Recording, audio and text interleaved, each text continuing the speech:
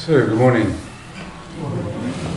and glad to have found our musicians again. We'll show you them this evening. Welcome to all of those who are joining us from around the world.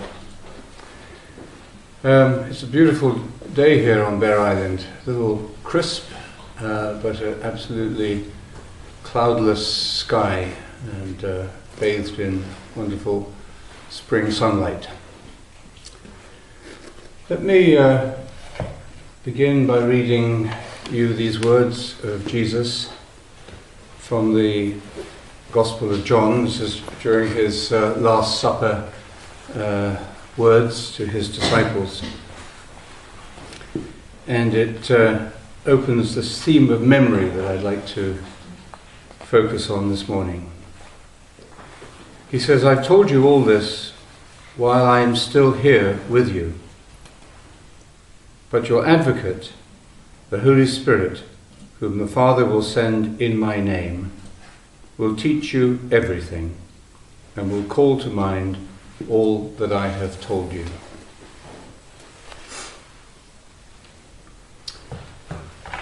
There's a film, I think it's called Memento, which is about a man who is seems to be on some kind of very urgent quest, looking for someone, and we pick up perhaps that this is the person who killed his wife.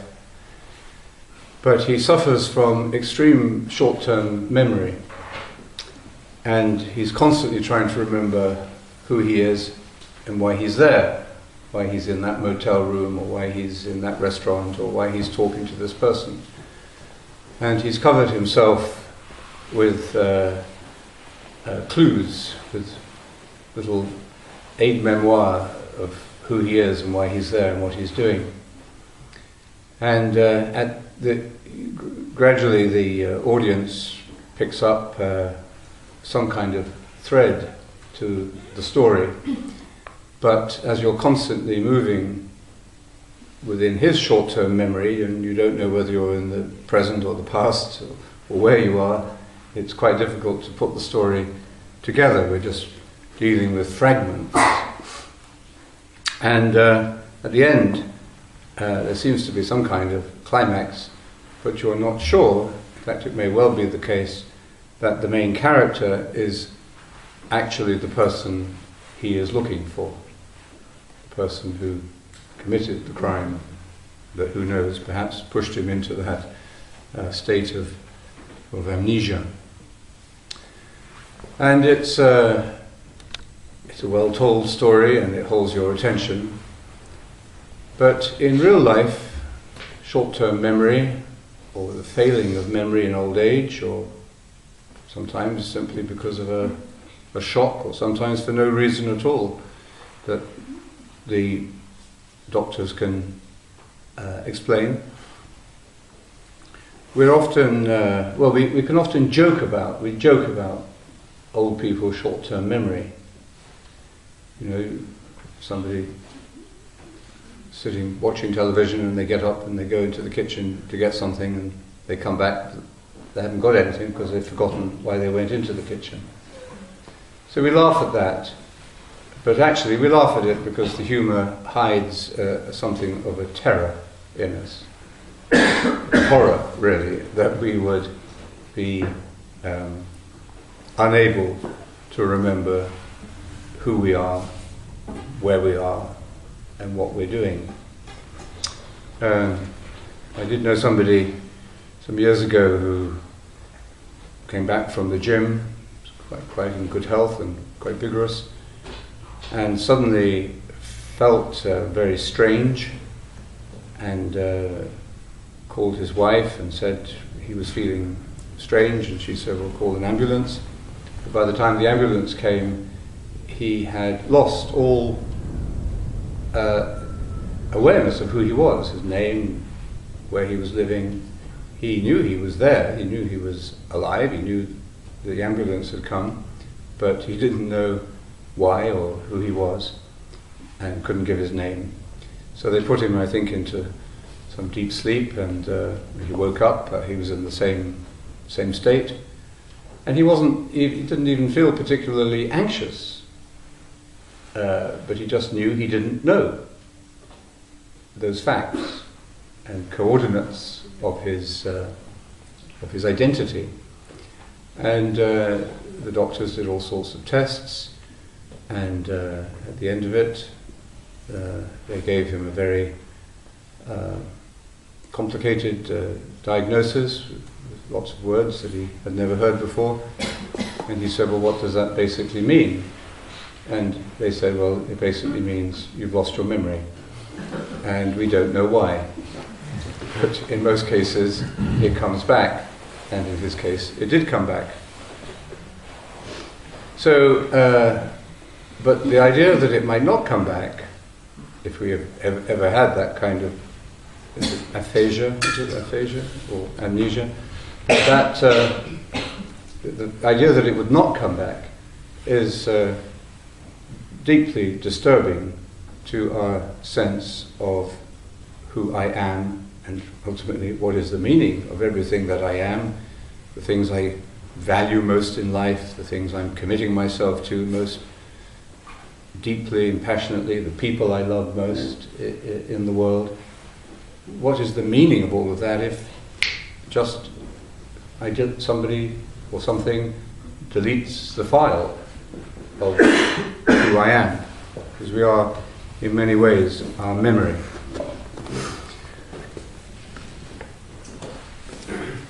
But a very dear friend of mine and of our community, and our first oblate, died at the age of 95 a few weeks ago, and Rosie Lovett. And she was a very intelligent, very deep and wise person. And as she got into ripe old age, her short-term memory became shorter and shorter. And although she never failed to recognize me when I called or when I went to see her, the conversations we had were very short-term, very cyclical, and she would seem to forget what I was saying, and then she'd ask the same question again. But she was very present at the same time. And it made me aware every time I saw her and looked forward to seeing her that, of course, we exist, we're conscious on different levels. And where one level may begin to fade, or biological level perhaps, another level, the spiritual level, may indeed become more evident and stronger, more present. And some years ago, as she was beginning to be conscious of her memory problem, she told me, she said, I'm going a bit dotty. I just don't remember things. So I said, well, you're not completely dotty, because you wouldn't be able to say it otherwise. And I said, it's true, yes, you are losing your memory, and it's difficult for you to keep up with some conversations. But at the same time, you seem to be very mindful, very present.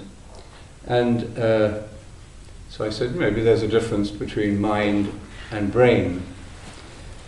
And the brain cells are not being replaced, and so, the battery is running down, the screen is fading, but the mind is aware of that, and therefore might be a difference between mind and brain, and so different kinds of memory. So she listened to this and looked at me for a few minutes, and then she said, well, that's very interesting, Lawrence. I shall try and remember that.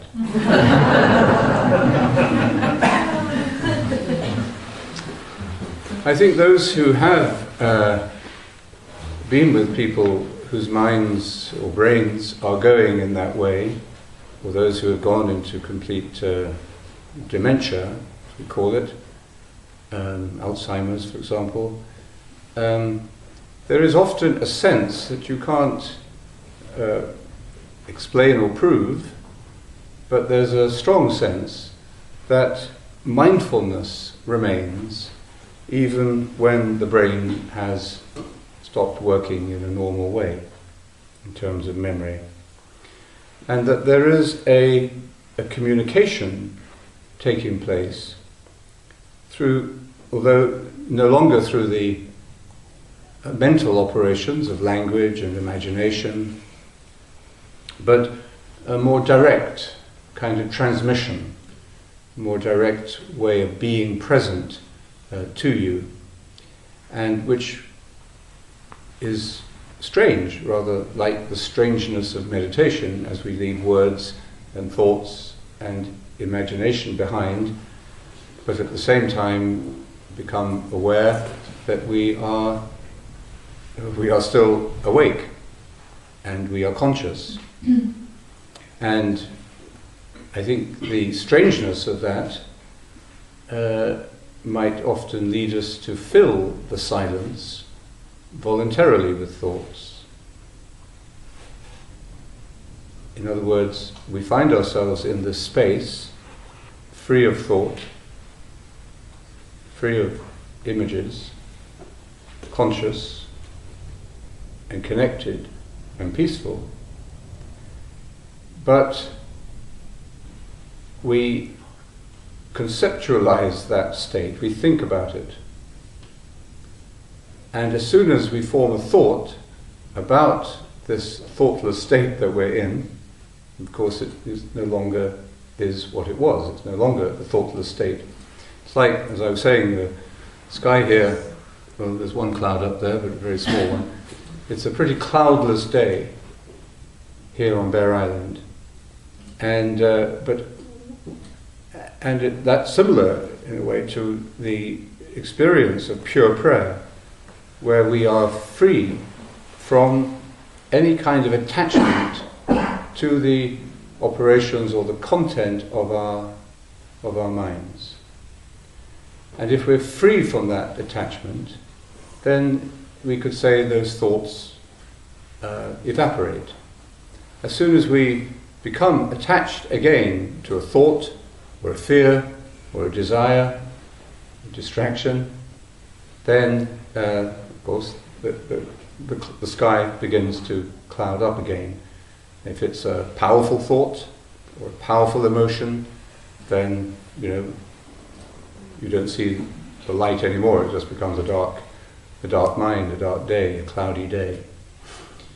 I read somewhere recently that we have about somewhere between 40 and 60,000 thoughts a day.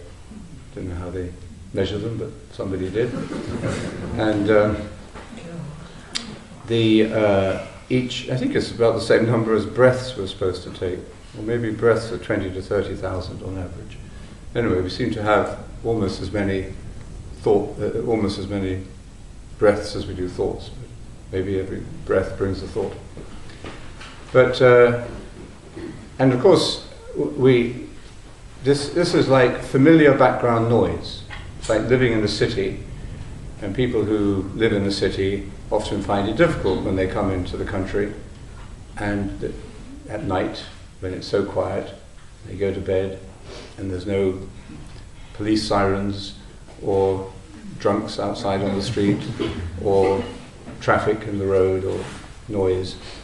So we become familiar, over-familiar really, with that background noise of our constant crowd of thoughts. And we often don't realize for many years that we are capable of being free from attachment to those thoughts.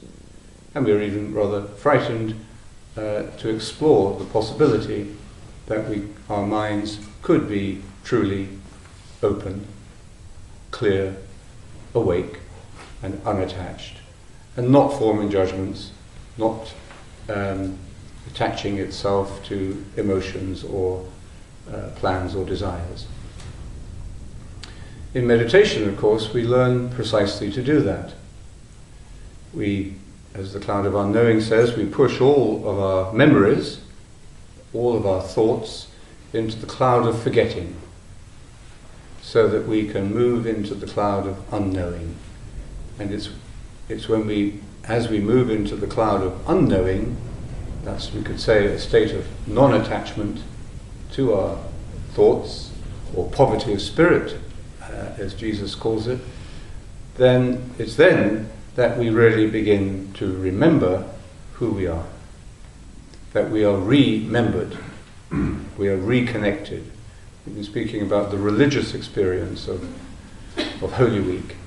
Well, this experience is, as I've said before, an experience of being relinked, religere, to relink, meaning of religion. So a religious experience is an experience of being reconnected, plugged in again to the power supply, to the source. And in our prayer, that is what we are doing. That is what prayer is. And yet, of course, that sounds nice in theory.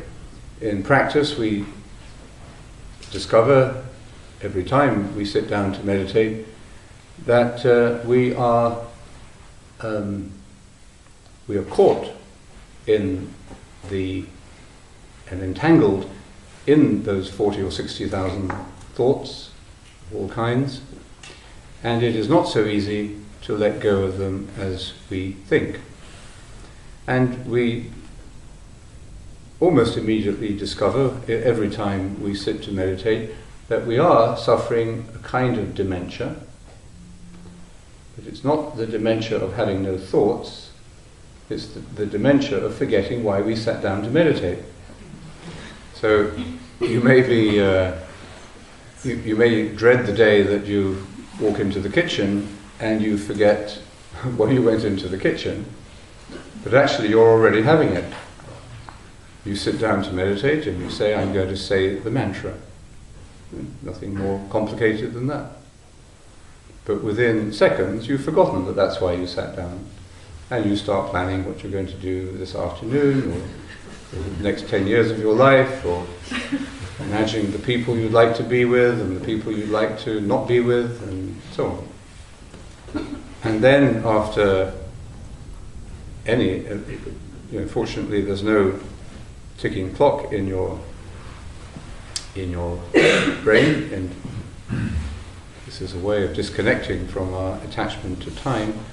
After some moments, whether it's many or few, you remember that you're supposed to be doing something else. What am I supposed to be doing? Why am I here? It's nice and cozy, I'm in a nice posture. Oh yes. Oh my God. Well, our brilliant coordinator of IT, Adriano Massi, has today given birth to a new app which has been launched today on our website, and it's the WCCM second app, which has lots of interesting and attractive features to try to prod you to stay awake and to be mindful, including a very nice timer for your meditation. So I urge you to, if you remember, to check and download that app. It's on Android and on Apple. So we discover very quickly, every time we meditate, that we are in a forgetful state. And we are amazed, I think, if we're honest with ourselves, at our lack of attention, our lack of mindfulness, our simple lack of ability to remember what it is we're supposed to be doing and to stay focused on that. We're amazed at that because we can get by in life pretty well. We make appointments, we occasionally forget them, but we put them in our diary, we try and remember, we make a shopping list and trying to remember to get all the things we have to get at the supermarket. So we get by in life pretty well. We remember birthdays, as we remembered yesterday, Tim Case's birthday here on the retreat. And so we're rather amazed that we find it so difficult to remember something so simple and immediate and present as the work that we're supposed to be doing in meditation. So the very first thing that we are introduced to when we begin to meditate is humility. Because the only way that you can cope with this disturbing discovery about yourself is, of course, to accept it humbly and then see how you can improve it, how you can become more mindful, more present, less distracted, if you choose. And many people, I think, don't choose. They choose not to do this work because they feel quite disturbed by their lack of attention, lack of mindfulness. It may come to them as a feeling of failure, or it may just come as a disturbing feeling that I'm not as much in control or as present as I thought I was. And I'm not sure that I want to go any deeper into this kind of self-knowledge.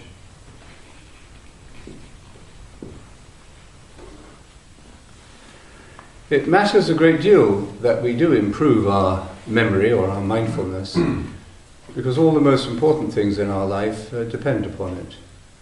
We could not imagine loving someone, the people we love in our life, if we couldn't remember them. That is an unimaginable absence. So we have to recognize the person we love, and all memory is a kind of recognition. We wouldn't experience that uplifting of the heart, that joy in our spirit, when we are in their presence again, for no reason except that they are present. Just their presence fills us with a reminder of the love that we have for them. So what if we didn't remember them at all? We wouldn't have that experience of love, apparently. So it's very important that we prepare ourselves perhaps for the inevitable, especially as we're all living now into our hundreds, that we prepare ourselves for an inevitable decline in our mental powers and compensate for that with an increase in our spiritual memory or our mindfulness. I mean, that's one pragmatic way of putting it. To be with someone that we knew and or loved and not recognize them would be a horrible idea. In the Greek mythology, there's a goddess of memory, Mnemosyne, who was the mother of the Muses. Zeus came and slept with her for 9 consecutive nights, and after that she gave birth on 9 consecutive days to the 9 Muses. And the Muses were in attendance at all the great feasts of the gods.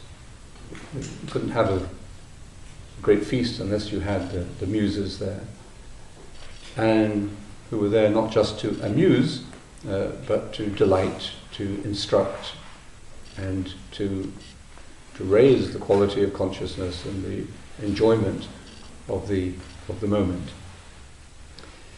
But so Mnemosyne was also an important god or goddess in her own right, apart from being the mother of the Muses, because memory was seen to be so important for the continuation and the flourishing of the individual life, but also of the community or the tribe or the culture.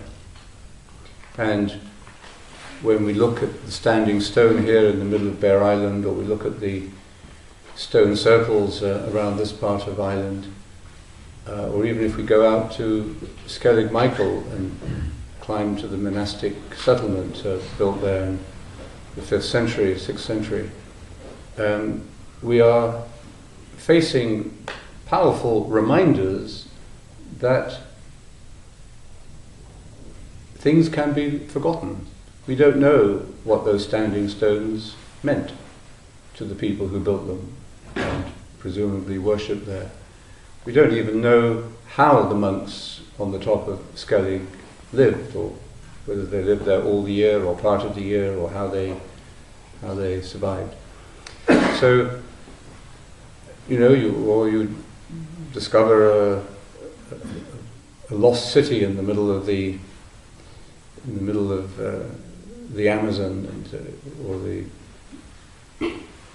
Latin America, and you realize that a whole culture has died out and the memory of it has evaporated. So memory is vital to the life of a community, of a culture, and vital to us, of course, because we derive a great deal of our identity and of our vitality from the culture that we belong to. So in the Greek imagination, dead souls drank from the river Lethe, the waters of oblivion, and they forgot everything in their past life. They forgot all the pain of their past life, all the anguish they'd been through, but they also forgot all the lessons they'd learned. So when they came back, they had to start all over again. But Mnemosyne offered them a choice.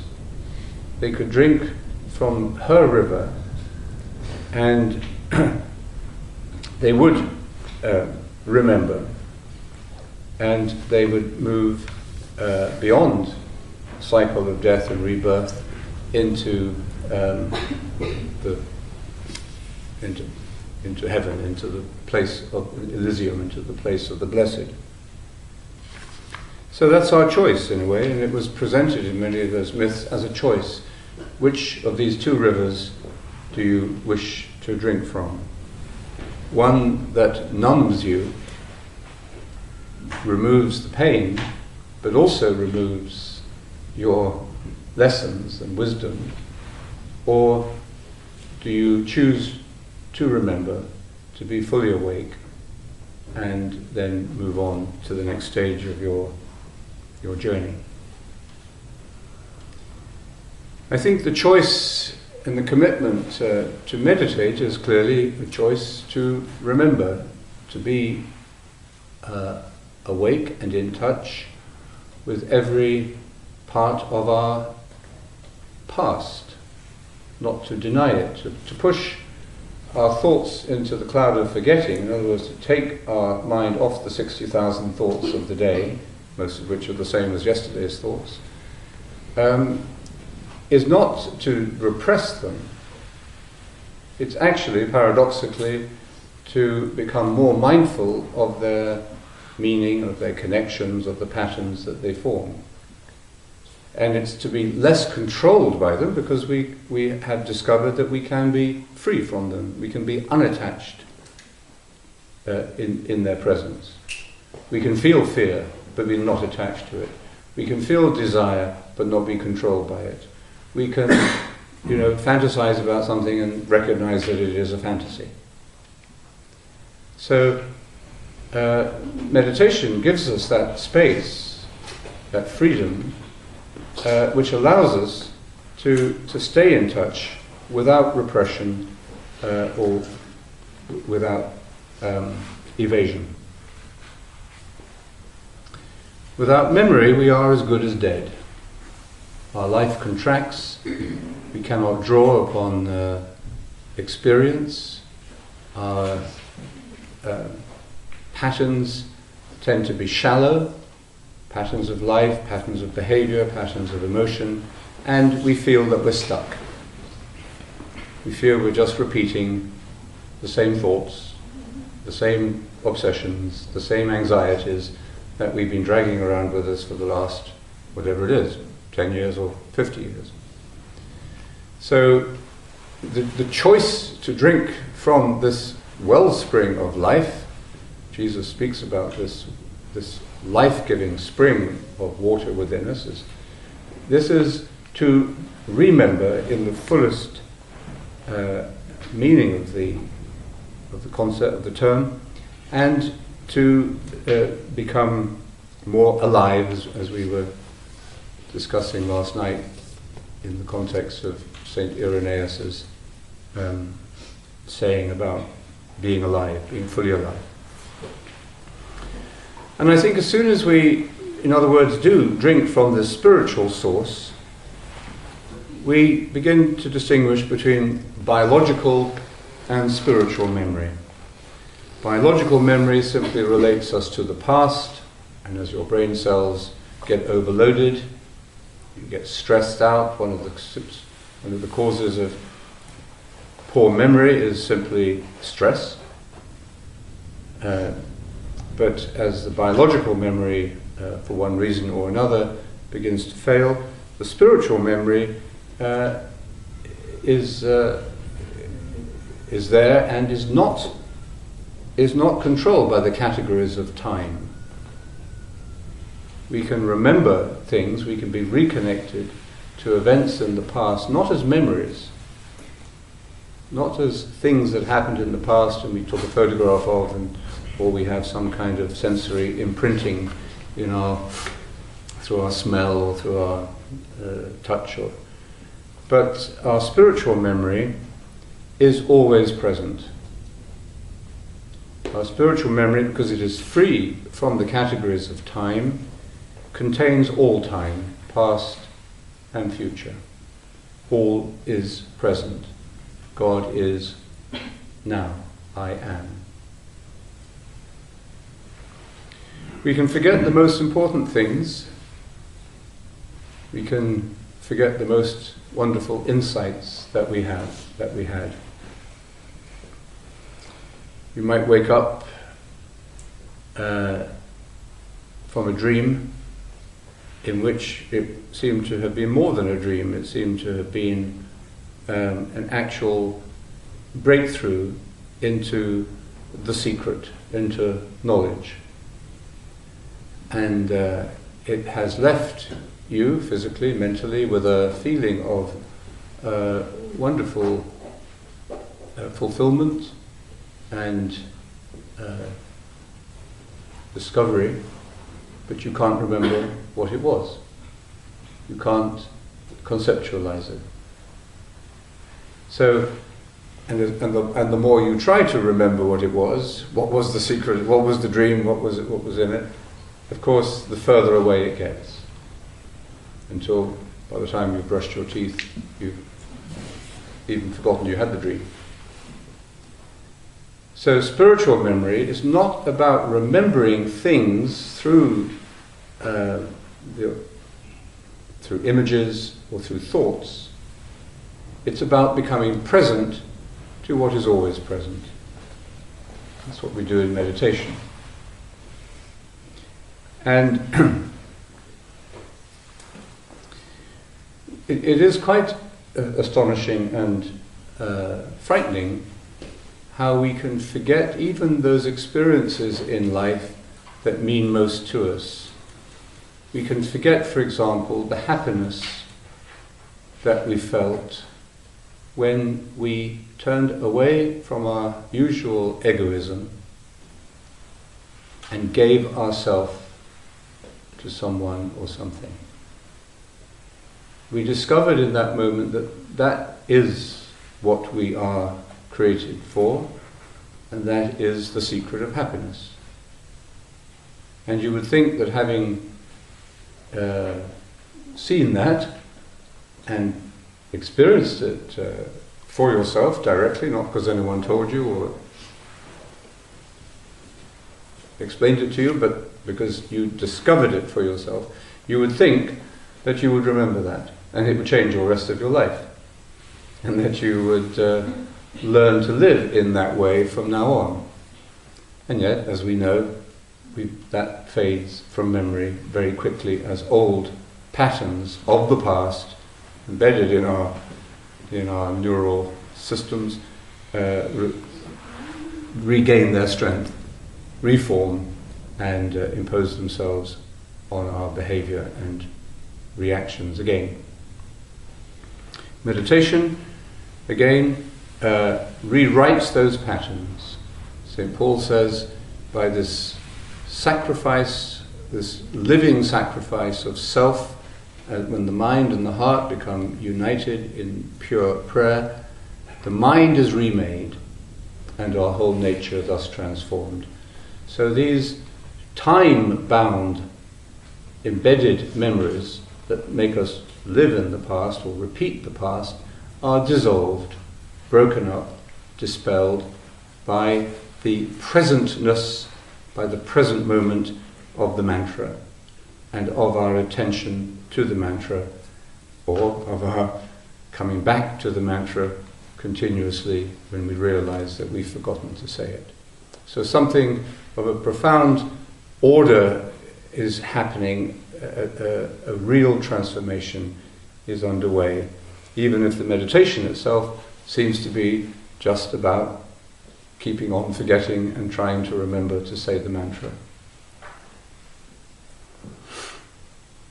The present memory of the spirit that Jesus is talking about is what we then discover, the present memory or mindfulness of the Holy Spirit. It is restored to us by stillness of mind. Be still and know that I am God. The work of becoming still is a real work, a work of faith, a work of perseverance, as well as a joyful work. There's no more enjoyable work to do. But we have to do this work of stilling the mind through the letting go, the laying aside of our thoughts, if we are to be open to this gift of the Spirit that Jesus describes in this short passage I read. Your advocate, so the one who's on your side in the struggle. You know, we've got an ally, we've got a friend, we've got someone who's not going to walk away from us. We've got someone who's really deeply committed to us. So your advocate, the Holy Spirit, whom the Father will send in my name, Jesus again pointing away from himself, away from his human ego, to that depth of himself which is in union with the Father, and will send in my name, which means where the Holy Spirit is, there I am, because this is a non-duality, a relationship of non-duality. Therefore, to send the Holy Spirit is to send to send Jesus, or that Jesus, in the presence of Jesus, the Holy Spirit manifests. And what will this this loyal and faithful and mindful friend do for us? This loyal friend will teach us everything and will call to mind everything that Jesus taught us. All the stuff that we so quickly forget after we hear it, even after we have perhaps had a real insight into his meaning, into his words. Even after we've tasted the wisdom of his transmission, of his teaching, we forget it. We forget it because the 60,000 thoughts, what the Chinese call the 100,000 things, rise up again and flood us, and we become attached to the obsession of the day. But the Holy Spirit faithfully breaks through that, provided we open the door, breaks through that pattern and restores us to the direct experience of the truth of the teaching. We are often frightened that if we let go of thoughts, then there will be nothing of us left. And indeed, we are losing or leaving self behind when we meditate. No one can follow me unless they leave self behind and all their possessions. So there is a fear in simply the laying aside of our thoughts. And that's why we try to keep at least 2 or 3 thoughts going on quietly on the back burner. The last thought that we have to give up is the thought of watching what I'm doing. The thought of being thoughtless or free of thought. So that little last trace of the observing ego has to be surrendered. But that comes in its own time, and it comes by grace. But the fear that we are losing ourself as we let go of our thoughts in the work of meditation is a valid fear. But we have to understand what aspect of the self we are losing. And we discover that actually it's what we have to lose in order to find or to receive the gift of the Holy Spirit. So the Holy Spirit, we could say, is the memory of God. The memory of God, which is not a nostalgia. It's not looking back to some experience we had, and wasn't that wonderful, and wouldn't it be wonderful if we could get that again, and we probably won't. So it's not, there is no nostalgia in God.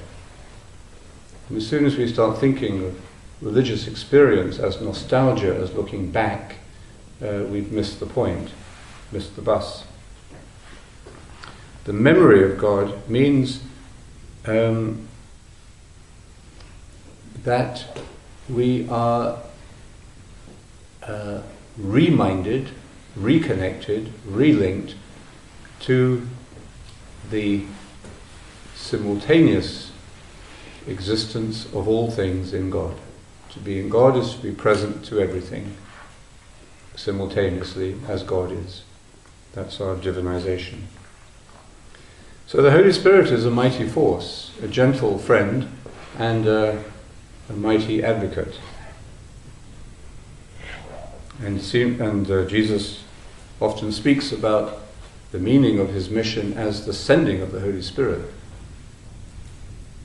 So this indwelling Spirit, which is at the heart of Christian faith and is the center of our understanding of Christian meditation, is very important for us to try to understand. And it's also important for us to understand that although the Holy Spirit, the present memory of God, is capable of entering into every shape that our mind takes, and every situation within human experience, there's nothing into which the Holy Spirit cannot penetrate.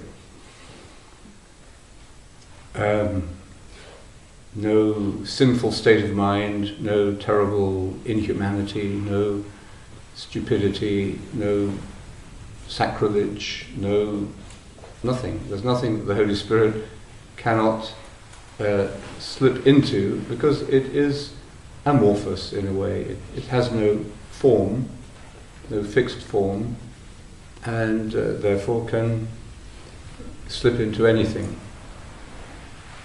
But there is a passion in the Holy Spirit, an irresistible force and energy, which allows it to to enter into the worst or the darkest corners of our mind or of our world and bring about a renewal, a reconnection to the mindfulness of God, to the mind of God.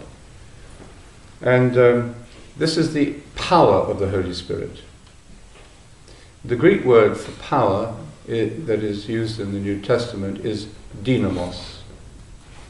And it gives us that sense of dynamic, the dynamo, this self-renewing source of energy. It's translated into Latin as potestas, which also could be referred to as power, but it's more like political power, or bureaucratic power, or institutional power, or regal power, or political power. So it's a very dangerous word if we get the translation wrong or the understanding of it wrong. The Holy Spirit is not about institutional power or domination over anybody else in a power structure. That's why the Holy Spirit is constantly the Holy Spirit is constantly messing up the order into which we put our institutions. Because the order into which we put our institutions is usually based upon potestas, domination, power structures, people doing what they're told or being punished if they don't do it, or being scared into obedience. And the Holy Spirit cannot be kept out. I mean, you can keep it out for a certain amount of time perhaps, but ultimately, as we were describing, we were talking about the institution of the church last night, ultimately the Holy Spirit, who is faithful and is not going to walk away, however big a mess we make of things, is going to come in, throw open the windows, throw out the furniture, and restore dynamic energy rather than institutional power. And that happens within our own psyche as well. Therefore it overturns, with its energy of love, it overturns the fears and the compulsions of the ego power system. So the Spirit has no fixed shape, but it is constantly reshaping us and the world and our relationships into the shape of Christ. And that's what we're preparing ourselves in Holy Week to try to see more clearly and to feel more personally, is the shape of Christ in our life, the form of Christ in our human experience. One of the ways that we can most immediately experience the Holy Spirit is in conversation, when we share with each other, provided the sharing is open and trusting and honest, and we are not frightened to say what we think or feel or what we see, provided we're not trying to impress or control or dominate, but we are truly sharing and open to receiving the sharing of others. That's also important. Then the Holy Spirit manifests itself or herself, if you like, very immediately. The Holy Spirit is there, just waiting to break the seal and to let the perfume of the Holy Spirit out. And of course, the Holy Spirit, as according to the phrase in the New Testament, is made sad by human closure, when we close ourselves, when we deny love, when we push away the people who can free us from our ego, when we prefer to remain in our closed and stagnant minds, or when we tell lies. We can tell lies in all sorts of ways, not just giving information or misinformation. But when we refuse to tell the truth, that makes the Holy Spirit sad. And but the Holy Spirit is always at hand to restore the mess we make of things, to renew the face of the earth, to renew our minds and our nature.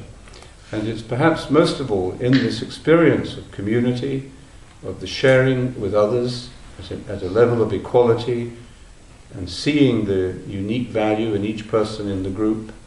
It's in that experience of community, especially in Christian understanding, that the Holy Spirit is released. And when we meditate together with that same openness, we have created a very dynamic force in the world.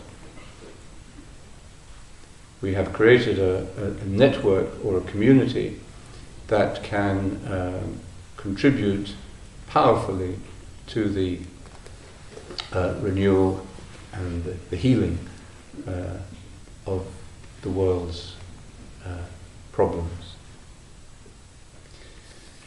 So we move now to that part of the morning where we can sit in some small groups and share our reflections and share our insights over a cup of tea, and then we'll come back a little bit earlier today actually. Yes, well, we'll do that anyway. We have our outing later, but I think the best thing now is don't share until you've got your tea, and then come back and we'll take a little time to do that. Okay? And see you later.